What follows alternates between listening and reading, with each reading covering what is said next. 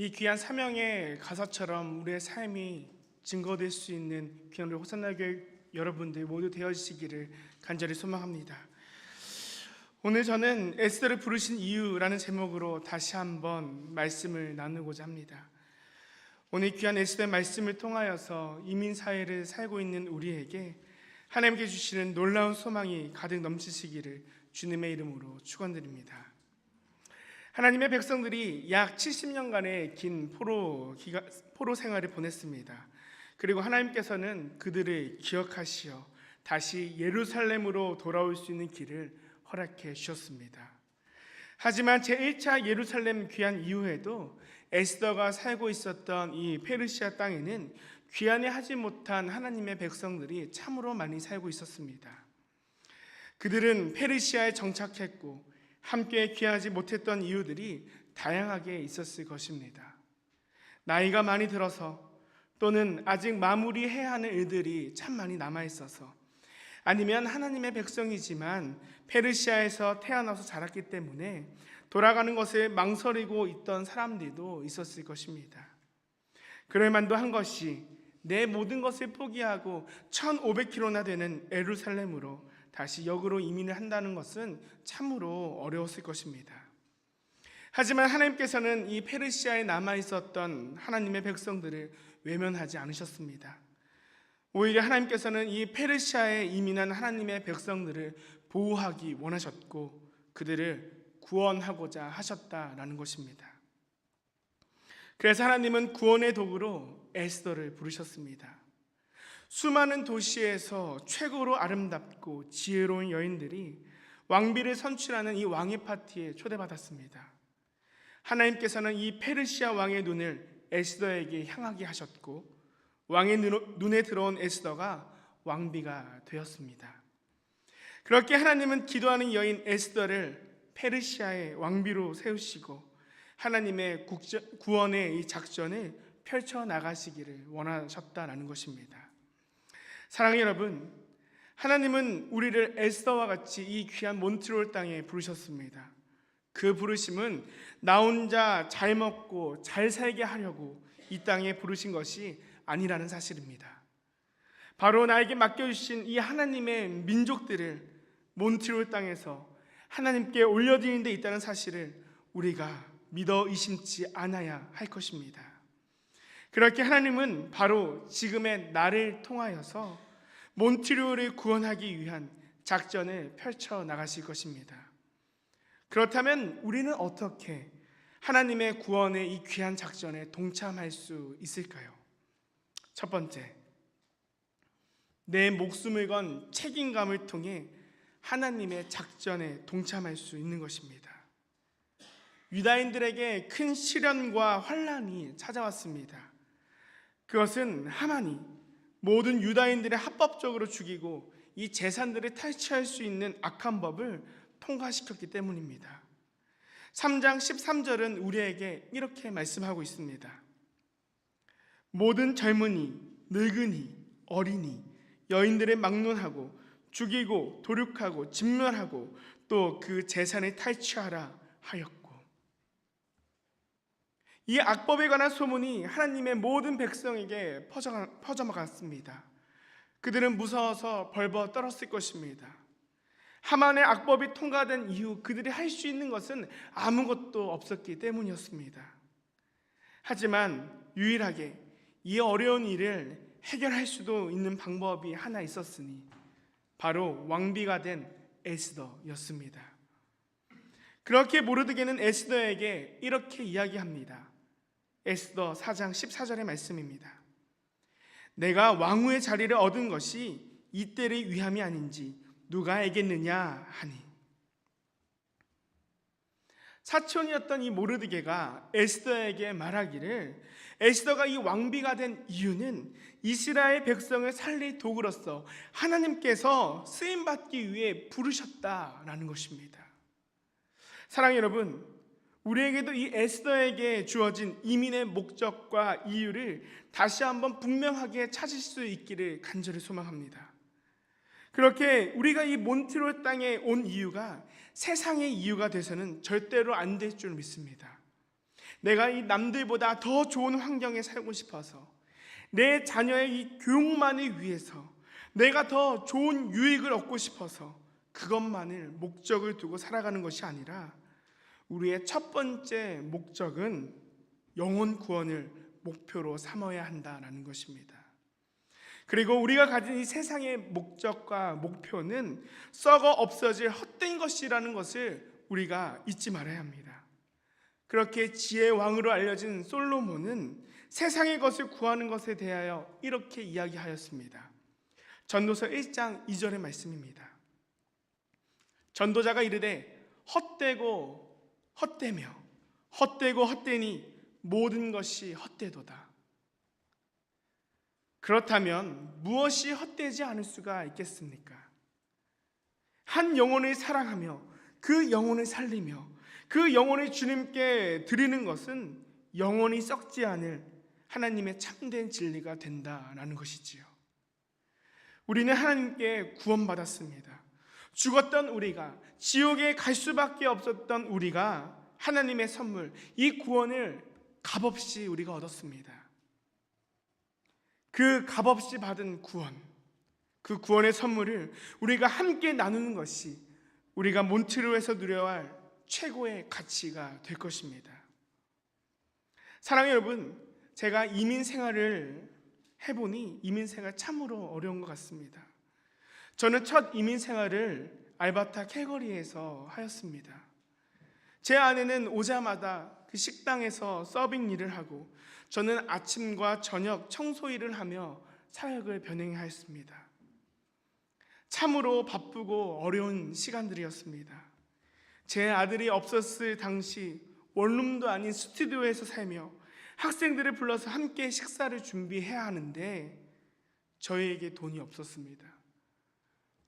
그때 저는 처음 알았습니다. 신용카드가 없었던 저희에게 체크카드, 즉 데비카드도 신용카드처럼 이 마이너스로 돈을 빌려서 사용할 수 있다는 사실을 말입니다. 그것을 어떻게 알았냐면 문자로 날라오더라고요. 돈이 없는데 마이너스라고. 여러분들께서는 알고 계셨습니까?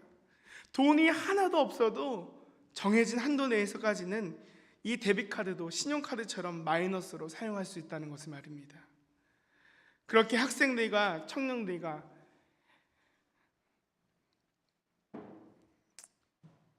함께 식사하는 교제였습니다.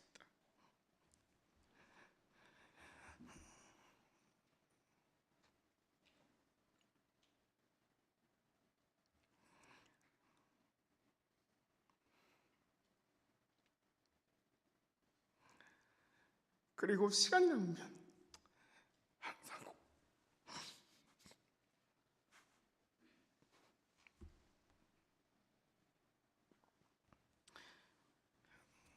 항상 공항 라이드 다녔습니다. 유학원 지체들, 그리고 워킹홀리 참으로 많이 만났습니다.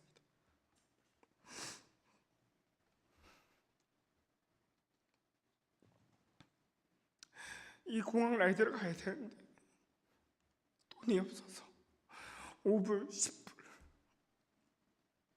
그렇게 기름을 충전하면서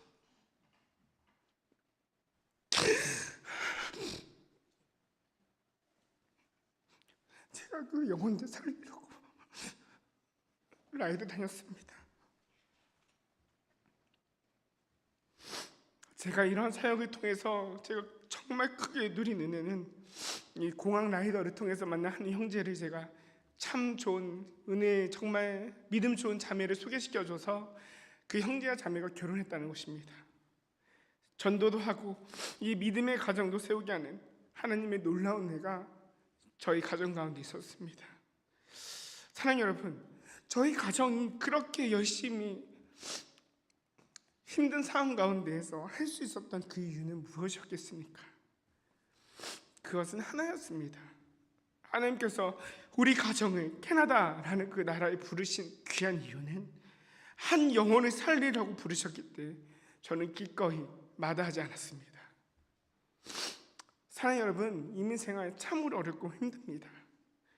사람들과의 관계 속에서 상처도 많이 받고 울기도 하며 그렇지 않아도 힘든데 자꾸만 나에게 시련과 환난이 찾아만 오는 것만 같습니다. 그렇지만 그럼에도 불구하고 우리가 잊어버려서는 안 되는 책임이 우리에게 있습니다. 그것은 에스더와 같이 한 영혼을 살리는 책임이라는 것입니다. 그렇게 에스더는 자신의 목숨을 바쳐서라도 하나님의 민족을 살리기 위한 책임을 다하려고 하였습니다. 그렇게 이 책임은 하나님을 믿는 백성이라면 누구나 다 짊어져야 할 책임 되어집니다. 우리는 이 다윗과 골리앗의 이야기를 잘 알고 계실 것입니다. 사울과 블레셋과의 전투 중 이 거인이었던 장수 골리앗이 하나님의 군대를 모욕합니다.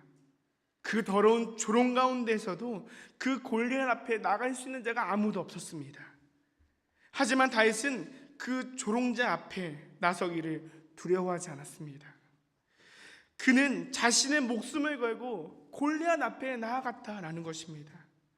어린 다윗이 이 목숨을 걸고 골리앗 앞에 설 수 있었던 가장 큰 이유가 무엇이었겠습니까? 저는 그 이유를 하나님 믿는 사람으로서의 책임이라고 생각되어집니다. 다윗은 이 하나님의 용사라는 책임이 있었습니다. 그렇게 그가 아무리 어렸을지라도 이스라엘의 왕이신 하나님을 조롱하고 모욕하는 골리앗 앞에 나아갈 책임이 그 다윗에게는 있었습니다. 그렇게 다윗의 목숨을 건 책임이 이스라엘을 살릴 수 있었고 다윗은 하나님의 구원의 도구로 쓰임받을 수가 있게 되었다라는 것입니다. 사랑하는 여러분, 이것은요 하나님을 믿는 사람과 믿지 않는 사람의 분명한 차이가 되어집니다. 사울은 그 책임을 다하지 않았습니다. 하지만 하나님을 신뢰하며 믿었던 다윗은 하나님과 이스라엘을 위하여 자기의 목숨까지도 버릴 수 있는 그 책임이 있었다라는 것입니다. 그렇게 우리 사랑하는 예수님은 우리를 위하여 십자가에 달려 죽기를 마다하지 않으셨습니다. 왜 그러셨겠습니까? 그분이 십자가에 죽는 것이 우리를 향한 책임이셨기 때문이었습니다. 그래서 예수님께서는 우리에게 말씀하시기를 요한복음 15장 13절에서 사람이 친구를 위하여 자기 목숨을 버리면 이보다 더 큰 사랑이 없나니 라고 우리에게 말씀해 주셨습니다. 예수님께서 이처럼 우리에게 말씀하시기를 한 영혼을 살리는 데 있어서는 우리의 목숨, 내 목숨을 이웃을 위해 버릴 수 있는 담대함이 우리에게도 있어야 된다라는 것입니다. 이제 에스더는 다윗과 예수님처럼 자신의 목숨을 걸고 왕 앞에 나아가기로 결단하였습니다. 에스더서 4장 16절은 우리에게 이렇게 이야기합니다. 금식한 후에 규례를 어기고 왕에게 나아가리니 죽으면 죽으리이다 하니라. 죄송합니다. 그렇게 두 번째 제목, 내 목숨을 건 결단이 있을 때 우리가 하나님의 그 구원의 작전에 동참할 수 있다라는 것입니다. 에스더에게 그런데 큰 문제가 하나 있었습니다. 그 문제는 왕 앞에 함부로 나아갈 수 없다라는 법이 있었기 때문이었습니다. 4장 11절은 우리에게 이렇게 이야기합니다. 왕의 신하들과 왕의 각 지방 백성이 다 알거니와 남녀를 막론하고 부름을 받지 아니하고 안뜰에 들어가서 왕에게 나아가면 오직 죽이는 법이요 왕이 그 자에게 금규를 내밀어야 살 것이라. 이제 내가 부름을 입어 왕에게 나아가지 못한 지가 이미 30일이라 하니라. 에스더는 왕 앞에 나아갈 수가 없는 상황이었습니다. 왕이 불러야만 왕 앞에 설 수 있는 이 세상의 규례가 있었기 때문이었습니다. 그 법을 지키지 않으면 오직 죽음뿐이었습니다. 하지만 에스더는 이런 규례가 있다는 것을 잘 알았지만 민족을 살리기 위해 자신의 목숨을 내어놓는 결단을 하게 되었다라는 것이지요. 사랑하는 여러분, 우리가 여기서 누릴 수 있는 귀한 교훈이 있습니다. 바로 에스더처럼 이 한 영혼을 살리는 데 있어서 나의 목숨을 건 결단이 필요하다라는 것이지요. 그런데 여러분, 그 목숨을 건 결단은 세상의 법과 충돌합니다. 에스더는 목숨을 건 결단과 함께 세상의 법과 싸우려 합니다. 이것은 세상의 법을 가지고 목숨을 걸고 싸워야지만 하나님께서 주신 귀한 민족을 살릴 수 있다라는 것입니다. 캐나다는 제가 살아보니 참으로 좋은 나라인 것 같습니다. 하지만 반대로 하나님께서 보시기에 참으로 악한 나라 중 한 나라이기도 합니다. 캐나다의 교육 시스템은 선진화되어 있습니다. 그렇기에 많은 사람이 영어를 배우기 위해, 불어를 배우기 위해, 그리고 캐나다의 좋은 교육 시스템을 누리기 위해 많은 분들이 유학을 오시거나 이민을 오시기도 합니다. 하지만 우리가 하나님을 믿는, 그리고 예수 그리스도의 진리를 따르는 하나님의 백성으로서 우리가 목숨을 걸고 싸워야 할 것이 하나 있습니다. 그것은 바로 세상의 법, 세상의 규례라는 것입니다. 대표적인 예로 캐나다라는 나라는 한 사람에 대한 이 인권을 매우 소중하게 여기는 것 같습니다. 그렇기에 성 정체성에 대한 법안이 너무나도 잘 되어 있습니다. 우리 아이들은 유치원 때부터 자연스럽게 이 교육과정 속에서 젠더 이데올로기를 배우고 그것이 괜찮다는 것을 자라나는 우리 자녀들이 교육받습니다. 남자가 여자라고 이야기해도 옳고, 남녀 화장실이 함께 있으며 내가 원하면 언제든지 자신의 성별을 자유롭게 바꿀 수 있는 나라가 바로 캐나다입니다.